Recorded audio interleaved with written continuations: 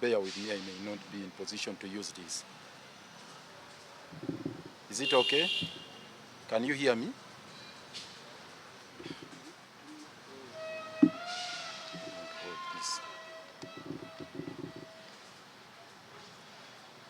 I join my colleague here, our Chief of Staff, who is also our National Mobilizer and SG, as well as party spokesperson, members of the executive who are here.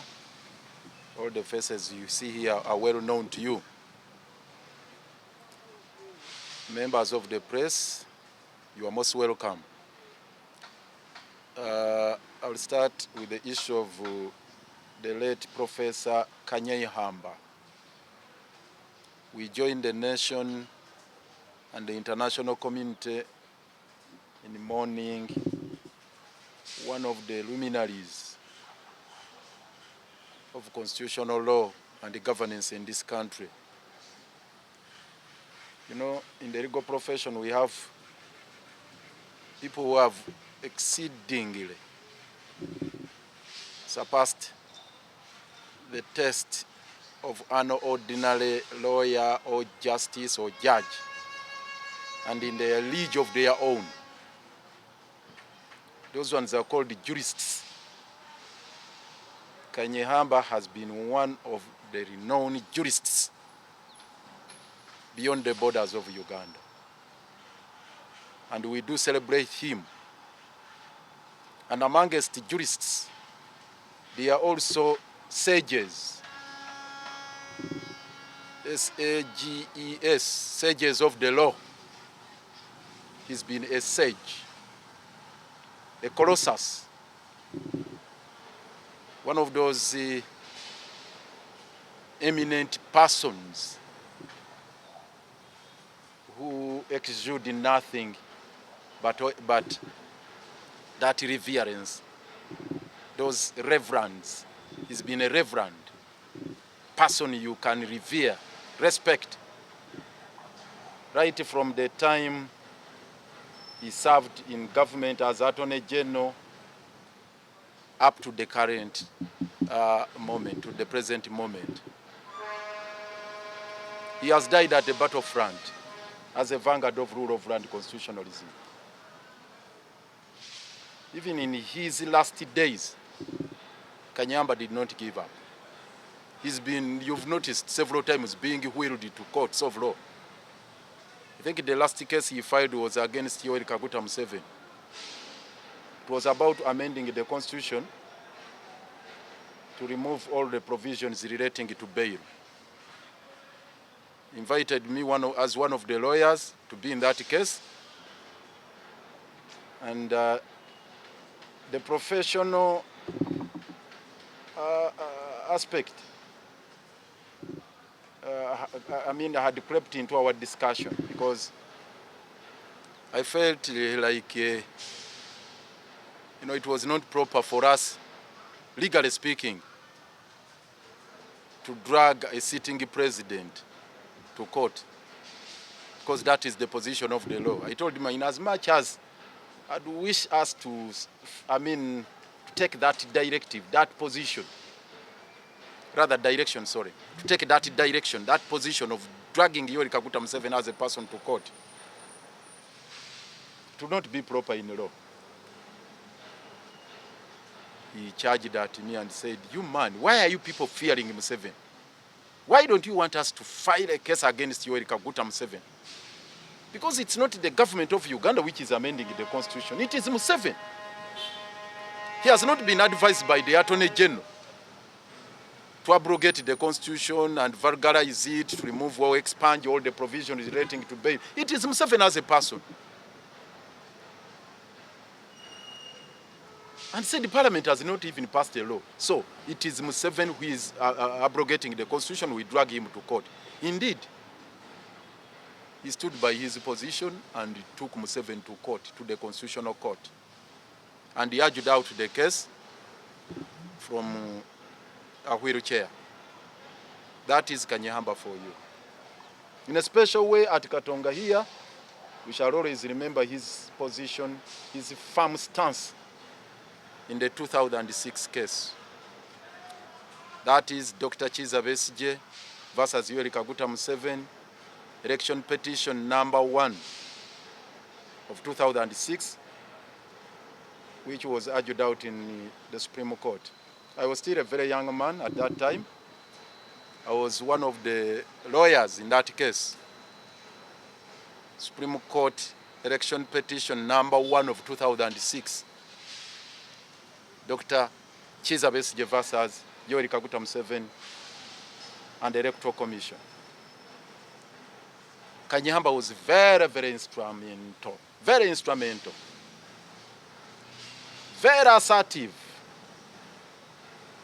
And he took a decision which was unprecedented at that time to annul Museveni's election and direct there should be a fresh election. Never mind the history they had shared, the journey they had traveled together with Museveni. He took a firm position and said, no way. Museveni rigged the elections and elections must be nullified. That wouldn't be the issue because he was not alone. It was a 4-3 judgment. There were 4 in favor of upholding the election, and 3 who dissented, who were against the majority decision. The 4 were Odoki, Mulenga, Katurebe, and Karokora. The 3, Kanyeihamba, Sekoko, and Justice Odell. Those were the 3 who dissented. But what makes Kanyeihamba a unique character who stands out amongst the many is his maverick character as a judge. You know what he did in that case? He told the behind-the-scene events that led to the reversal of the earlier decision, which was in favor of annulling the elections. He told the story, the untold story. He told it. He said, upon conclusion of the hearing of the case, judges normally go into what they call a judges' conference to decide which position they are taking. He tells us, and this is well documented, go and read The Blessings and Joy of Being Who You Are, written by Justice Kanyeihamba. And on several occasions he has told this story. Said the first judges' conference that was convened, there were 4 justices against 3 in favor of annulling Museveni's election. We had won the case. Then what Odoki did, because he was the Chief Justice presiding over the proceedings, he requested the justices, go and sleep over it. Then we return tomorrow. They come back the following day. He asks again.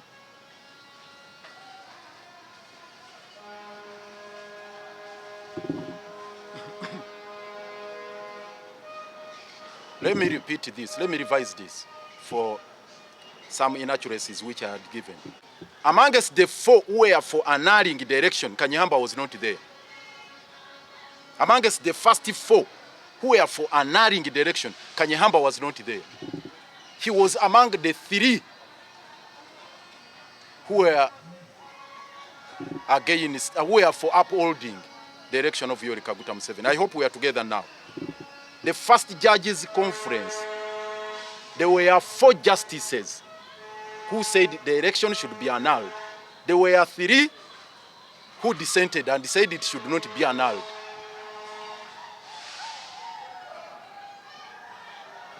Kanyeihamba was amongst the 3 who were for the side of Yoweri Kaguta Museveni, saying, I'm not convinced that there is cogent evidence to have the election annulled.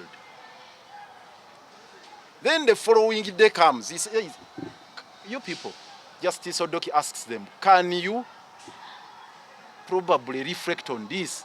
Maybe you might have changed your mind. They sit in a judges' conference the following day. Still the status quo remained. 3 annulling, no, 4 annulling, 3 saying no.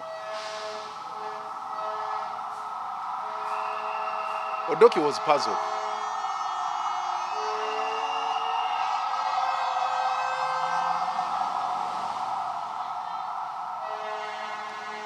Odoki was still puzzled. He said, let's give it more time. Let's give it more time and see if there could be some of you changing your mind again.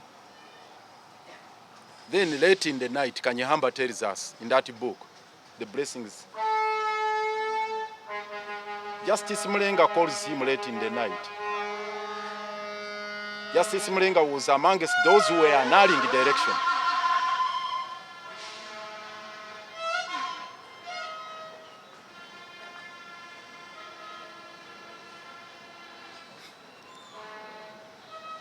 Justice Mulenga was amongst the 4 who were for annulling the election. He calls him late in the night and asks him, my brother George, I hope you have convinced yourself thoroughly about the position you have taken. But I wish you could read this evidence, this. He instructed him, he directed him. Read this kind of evidence, read this affidavit, address your mind to this, blah, blah, blah, blah. Then Kanyeihamba tells us he spent his sleepless night reading through the evidence which had been introduced to him by Justice Mulenga. The following morning, he calls Mulenga and says, thank you, my brother. I am now convinced this election must be annulled. Now, they became 5 against 2. And it was an uphill task for now Odoki to take a decision to change the status quo. To cut the long story short, what happens?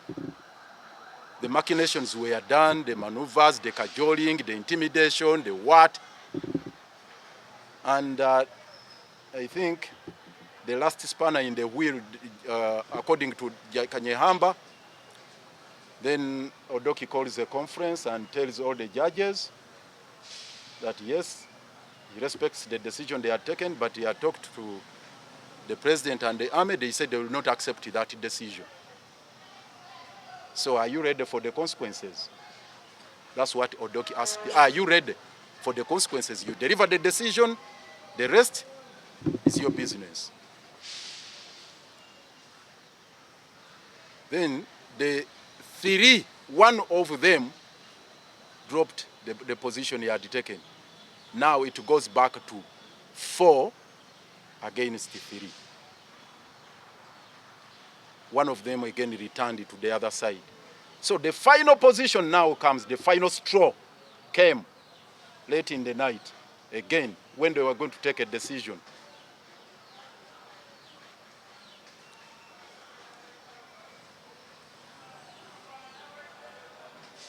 That's when Mulenga calls Kanyeihamba. May his soul rest in eternal peace. Mulenga has since passed on. He calls Kanyeihamba and said, my brother, I'm sorry I took you down in the valley and I abandoned you there.